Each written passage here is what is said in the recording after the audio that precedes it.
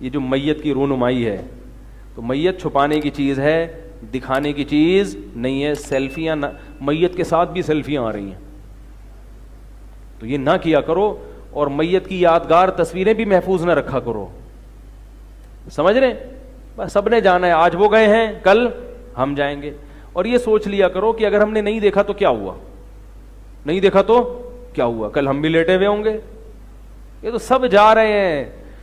جب plate form پہ نئی گاڑی آتی ہے تو پرانی گاڑی، بھائی ایسا تو نہیں اسٹیشن پہ ٹرینیں ساری آ کے دنیا کی کھڑی ہو جائیں. نئی ٹرین آتی ہے، پرانی والے کو کہتے ہیں نکلو بھائی. تو بھائی ہم سب آہستہ آہستہ پرانے ہو کے قبروں میں جا رہے ہیں. نئی جنریشن آ رہی ہے اور نئی جنریشن اتراتی ہے کہ ہم نئے ہیں. تھوڑے دن کے نئے ہو، تم بھی تھوڑے دنوں میں پرانے ہو جاؤ گے.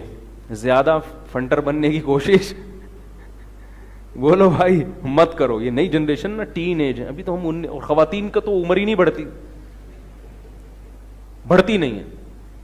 ہمارے ایک دور کی رشتہ دار خاتون تھی، وہ بیچاری اس چکر میں انتقال ہی ہو گیا ان کا.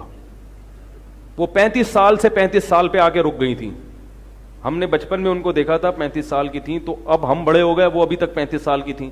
اس کا نقصان یہ ہوا کہ ڈاکٹر نے ان کی ایج پوچھی کہ بھئی میں دوا تجویز کروں، انہوں نے وہی بتائی پرانی 35 سال والی، حالانکہ وہ بہت عمر زیادہ ہو گئی.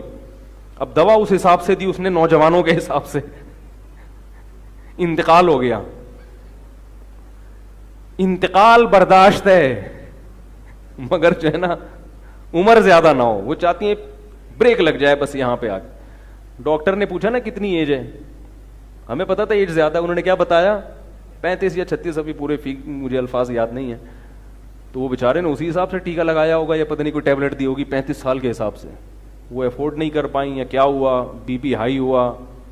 وہ بہرحال وہ اللہ ان کی مغفرت فرمائے. قیامت میں پتہ چلے گا کہ اوریجنل عمر کتنی تھی. یہ تو قیامت میں پتہ چلے گا کہ جوانوں میں حشر ہوتا ہے یا خیر. تو بات یہاں سے میں نے شروع کی تھی کہ بھائی دیکھو یہ بات یہاں مردہ دکھائی کی آئی کہاں سے؟ میت کی رونمائی نہیں ہے. پرانے ہم جب چھوٹے بچے تھے نا، محلے میں کسی کی کوئی نئی دلہن آتی تھی تو سب خواتین دیکھنے جاتی تھیں دلہن، اور منہ دکھائی کے پیسے بھی دیتی تھی. تو میں بچپن میں ایک چیز نوٹ کرتا تھا کہ یار کوئی مر جائے تو بھی منہ دکھائی ہوتی ہے، پیسے نہیں دیتے بس. اور کہیں محلے میں دلہن آئے تو بھی، تو دلہن میں اور مردے میں تھوڑا سا تو فرق کرو اللہ کے بندے.